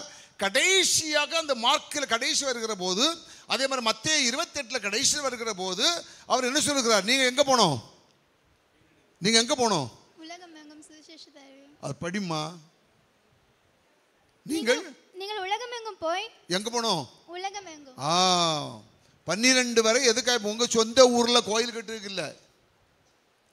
உங்க சொந்த ஊர்ல நம்மளாம் அப்படித்தானே யோசிச்சுட்டு இருக்கோம். இங்கே ஏதாவது பாஸ்டர் நல்ல வேலை தந்தா கூட செய்துக்கலான்னு யோசிப்பீங்க. அந்த 12 பேரை எதற்கு ஆயத்தப்படுத்தினார்? to go unto all the nations. அதனால தான் நமக்கு தோமா அங்க வந்தார். கேட்டீங்களா? நமக்கு இந்தியாவிற்கு ஒரு ஆள் பிரசங்கம் பண்ணாரு. நம்ம we got a original gospel, not the xerox copy of the gospel. நமக்கு சுவிசேஷம் வந்தது ஒரிஜினலா, நமக்கு செராக்ஸ் காப்பி இல்லை. இப்போ நான் உங்களுக்கு பிரசவம் பண்ணுறேன்னா இது செராக்ஸ் காப்பி. வேதத்தை படித்து உங்களுக்கு என்ன செய்கிறேன்? மறுபடியும் சொல்கிறேன். இது என்ன காப்பிய? Xerox copy. ஆனால் இந்தியாவுக்கு சுவிசேஷம் வந்தது என்ன காப்பிய? ஒரிஜினல். யார்? who brought the gospel to India? Thoma. In the year 52 he came to India. கேட்டிங்களா? as a missionary. அவர் யார்? the one who was with Jesus. இயேசுவோடு கூட இருந்தவர்களில் ஒருவர் இந்த இந்தியாவிற்கு 1970 ஆண்டுகளுக்கு முன்பே சுவிசேஷம் வந்ததுனால இன்றைக்கு நம்ம 3% இருக்கும். இன்னைக்கு இந்தியாவில் எத்தனை %? 100க்கு 3. ஏன்னா முக்கிய காரணம் இதுதான். இந்த மாதிரி சாரை மாதிரி ஆயத்தம் பண்ணி நீங்கள் உள்ளே வச்சுட்டாரு. ஆமாம், இது வேற ஒன்றும் போகாது. இதெல்லாம் அனுபவத்தில் சொல்கிறேன். இப்போ சாரு எங்களை மாதிரி வெளியே வரல, அவங்களுக்கு இருக்கக்கூடிய அனுபவத்தில் உங்களை ப்ரிப்பேர் பண்ணி வச்சாச்சு. நாங்கள்லாம் வெளியே சுற்றிட்டு வந்ததுனால சொல்கிறோம். கேட்டிங்களா? இப்படி நமக்கு கன்னியாகுமரி மாவட்டத்தில் ஒரு 500 சர்ச் இருக்குங்களா, 500 சர்ச்சையும் உட்கார வச்சுருப்பாங்க. இப்போ பாஸ்டர் மோகன் சர்ச்சில் 35,000 பேர், 35,000 பேரையும் உள்ளே வச்சு தோத்திரம் ஆத்திரம் அல்லலியாக போட்டே இருக்கிறாங்க. அப்போ எப்படி சுவிசேஷம் உலகத்துக்கு போகும்? அப்போ இந்தியாவில் எத்தனை தான் இருக்கும்? 3. இனி என்ன ஒரு 2-3 ஆண்டு கழிச்சா 2,500. ஏன்னா பாப்புலேஷன் இஸ் இன்க்ரீசிங். உலகத்தில் உள்ள மக்கள் தொகை பெருகுவதற்கு ஏதுவானபடி கிறிஸ்தவ மிஷனரி வெளியே போகல. இப்போ ஆள் இல்லை. இப்போ எங்கள் ஸ்தாபனத்தில் எனக்கு வந்து இப்போது 45 வருஷம் ஆச்சு. நான் இப்போ 15வது வருஷம் ஒர்க் எக்ஸ்டென்ஷனில் இருக்கேன். எங்களுக்கு 60 வருஷம் ரிட்டையர்மெண்ட் உண்டு, கம்பல்சரி 60 வயசில் ரிட்டையர்மெண்ட்டு. ஆனால் எங்களை விடலை. என்ன சொல்லிட்டாங்கன்னா, இப்போ புதுசாக யாருமே என்ன செய்யலை. Young people they are not coming for ministry. ஊழியத்துக்கு வரல. ஊழியத்துக்கு வராதனால நீங்கள் கண்டினியூ பண்ணிட்டாங்க, வேறு வழி இல்லை. இல்லைன்னா நாங்கள்லாம் ரிட்டையர்மெண்ட் ஆளெல்லாம் போயிட்டோன்னு வச்சுடுங்க, ஆஃபீஸை பூட்டிட வேண்டியதான். ஆமாம், இப்போ நாங்களே வேலூரில் 4 ஃபேமிலி ரிட்டையர்மெண்ட் ஃபேமிலி. அப்போ நாங்கள் 4 வாரம் போயிட்டோன்னா ஆஃபீஸை என்ன செய்திடணும், அவ்வளோதான், பூட்டிட வேண்டியதுதான். கேட்டிங்களா? ஆகவே அருமையான தேவனுடைய பிள்ளைகளே, நல்லா கவனிச்சிடுங்க. இந்த வாழ்க்கையில் இப்படிப்பட்ட ஆண்டவர் ஆயத்தம் பண்ணினார். அதில் 12 பேரை மட்டும் குறிப்பிட்டு செலக்ட் பண்ணி அவளை அன்னைக்கே உலகத்துக்கு அனுப்பிட்டார். அன்னைக்கு வந்ததுனால தான் நாம் அன்னைக்கு இந்த மைக்கை பிடிச்சிட்டு சர்ச்சுக்குள்ளே இருந்து சத்தம் போட்டு பிரசவம் பண்ணிட்டு இருக்கிறது. காரணம் என்னென்னா, அன்றைக்கு தோமா இந்தியாவுக்கு வந்தார். அதனால் இந்த சர்ச்சிலேருந்து என்ன செய்யணும், விசுவாச சபைகளாக நீங்கள் இருந்தால் இங்கே நீங்கள் தான், அவங்க பொறுப்பு கிடையாது. ஆமாம், you are responsible for every thing. நீங்கள் தான் ஒரு குரூப்பை ப்ரிப்பேர் பண்ணி என்ன செய்யணும், ஆயத்தம் பண்ணணும். சரி, அது ஒன்று மனசில் வச்சுக்கிடுங்க. 2வது ஒரு பாயிண்ட் வருவோம். என்ன, லூக்கா இப்போ யோசிக்கிறாங்க, கூட்டிகிட்டு வந்தவருக்கே பிரசங்கம் பண்ணுறாங்கன்னு. சரி, லூக்கா 10ஆம் அதிகாரம் 1ஆம் வசனத்தை படிங்க. இவைகளுக்கு பின்பு கர்த்தர் வேறு 70 பேரை நியமித்து தாம் போகும் சகல பட்டணங்களுக்கும் இடங்களுக்கும் அவர்களை தமக்கு முன்னே 2 பேராக அனுப்பினார். ஓகே, இப்போ 2வது ஒரு பாருங்க, அனுப்புறது, ஆயத்தம் பண்ணப்பட்டவர்களை அனுப்புறோம். இப்போ இயேசுவானவர் ஒரு கூட்டம் ஆயத்தம் பண்ணிட்டா, 12 பேரை ஆயத்தம் பண்ணவரை என்ன செய்யிட்டாரு, ஓடுங்கடா, இங்கே இருக்கப்படாது, இந்த தேசத்தில் இங்கே என்ன செய்யப்படாது, இருக்கப்படாதுன்னு அனுப்பிட்டாரு. அவங்களும் வந்துட்டாங்க, இந்தியாவுக்கு வந்துட்டாங்க. சரி, அப்படி பல கண்ட்ரிக்கு போயிட்டாங்க. இப்போ அடுத்த குரூப்பை அனுப்புறார். எத்தனை பேரை செலக்ட் பண்ணாரா? 70 பேரை செலக்ட் பண்ணினார். செலக்ட் பண்ணி என்ன செய்யறாரு, சகல பட்டணங்களுக்கும். இவங்க வந்து பைபிள்ல அப்போஸ்தலர்னு சொல்லப்படவில்லை. ஆனா அந்த 70 பேரையும் ஒரு ஐக்கியமா எடுத்திருக்கிறாரு. அப்ப எங்க தான் எடுத்திருப்பாரு, எங்கேயோ ஒரு ஃபெல்லோஷிப்ல இருந்திருக்காங்க. அப்போ இன்னத்த சூழ்நிலைக்கு ஒரு சபைன்னு வச்சுருங்க. இன்றைய சூழ்நிலையில அது என்னது, ஒரு சபை. அங்க எத்தனை பேர், 70 பேரை எடுத்தார். எத்தனை, எப்படி அனுப்புறாரு, 2 அனுப்புறாரு.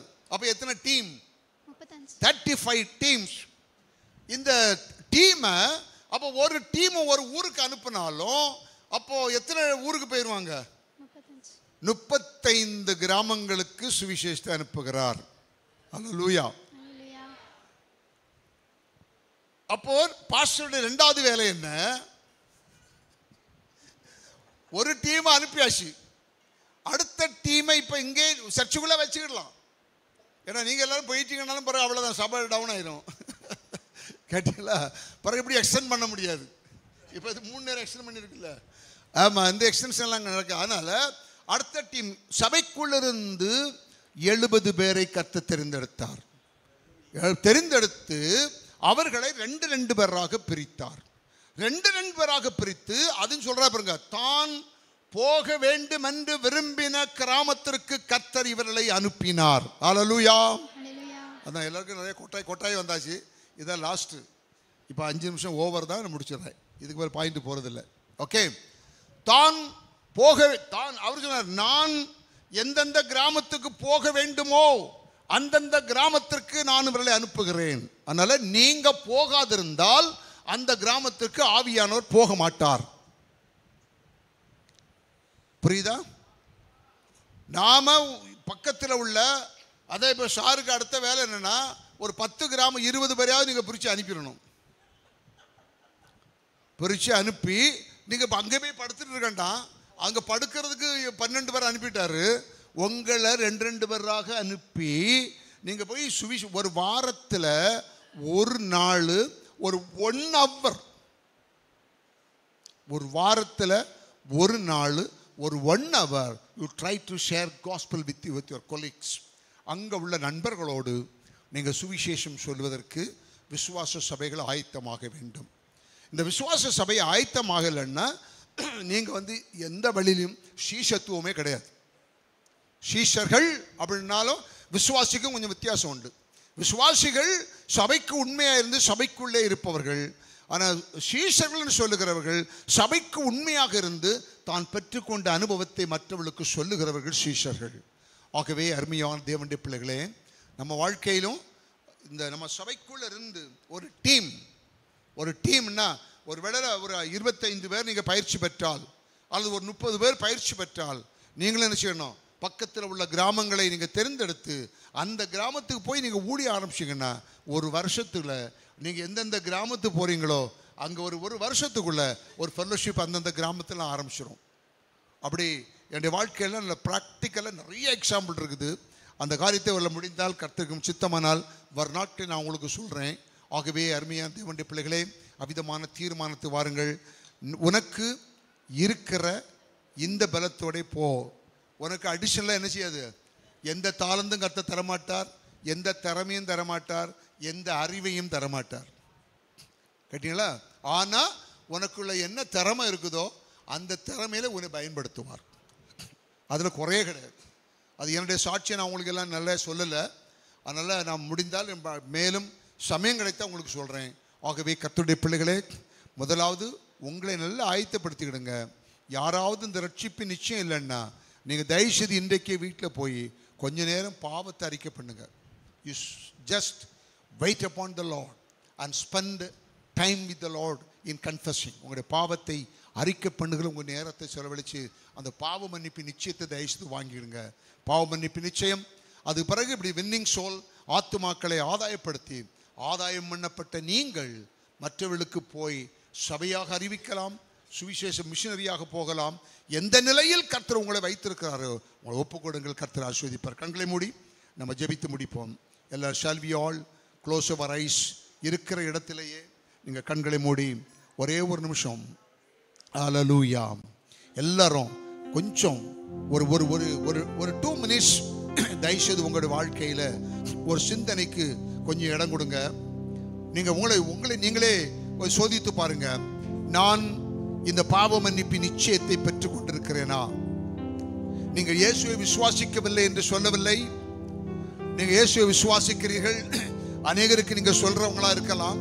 ஆனால் உங்களுக்குள்ளே உலகம் கொடுக்க முடியாத, எடுக்க முடியாத ஒரு பாவ மன்னிப்பு நிச்சயம் உங்களுக்கு இருக்கிறதா? இயேசுவானவர் இந்த உலகத்தில் வந்ததே நீதிமான்களே அல்ல, பாவிகளையே மனம் திரும்ப அழைக்க வந்தேன் என்று சொன்னார். அந்த பாவ மன்னிப்பின் சந்தோஷம் இருக்கிறதா? பாவ மன்னிப்பு நிச்சயம் இருக்கிறதா? அந்த நிச்சயம் இல்லாதிருந்தால் ஒரு தீர்மானம் பண்ணிக்கிடுங்க. Today or tomorrow I'll go and spend some time. நான் என்னுடைய அறைவிலே போய் என் ஆண்டவரோடு என்னுடைய பாவத்தை அறிக்கை பண்ண விரும்புகிறேன். அருமையான சகோதரனே, காலத்தை வேஸ்ட் பண்ணி விடாதே, காலத்தை நஷ்டப்படுத்தி விடாதீங்கள். நீங்கள் கிடைத்த நாட்களை பயன்படுத்திக் கொள்ளுங்கள்.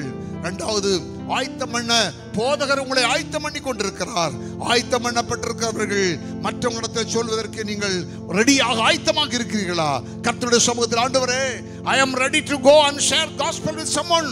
நான் ஆண்டவரே மற்றவர்களுக்கு சொல்ல நான் ஆயத்தமாக இருக்கிறேன், என்னை அனுப்பும் ஆண்டவரே என்று சொல்லி கர்த்தருடைய சமூகத்தை ஒப்புக்கொடுங்க.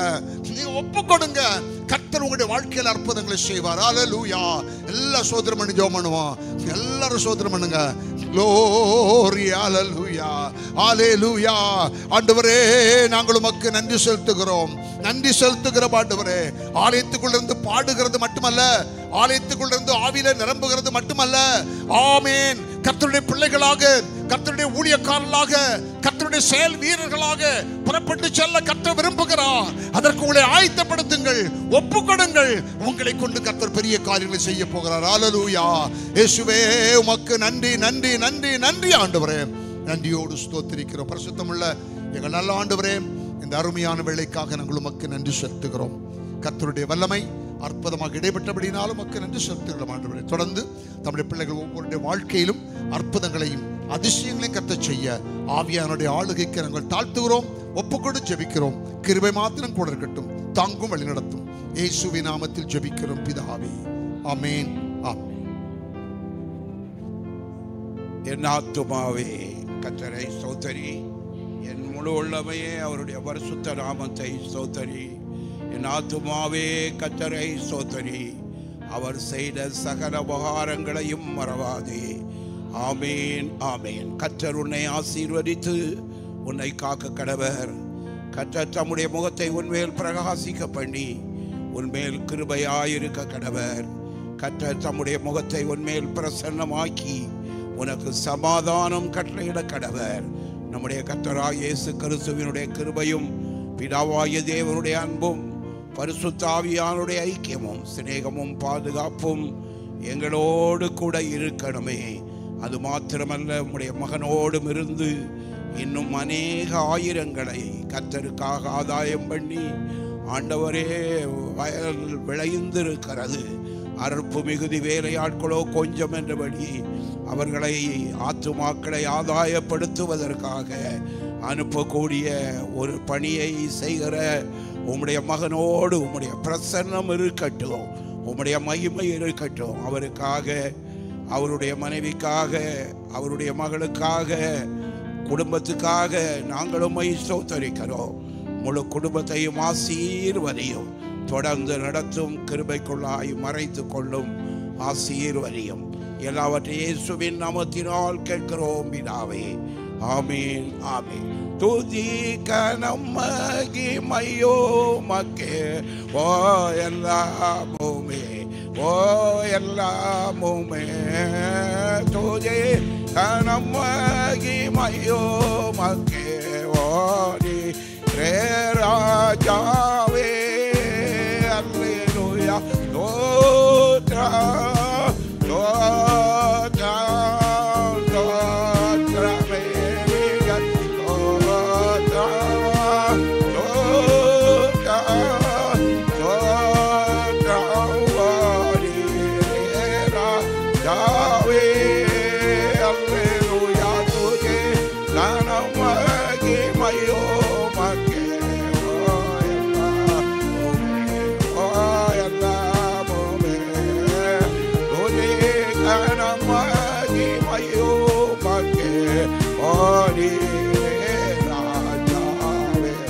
Hallelujah, hallelujah, hallelujah.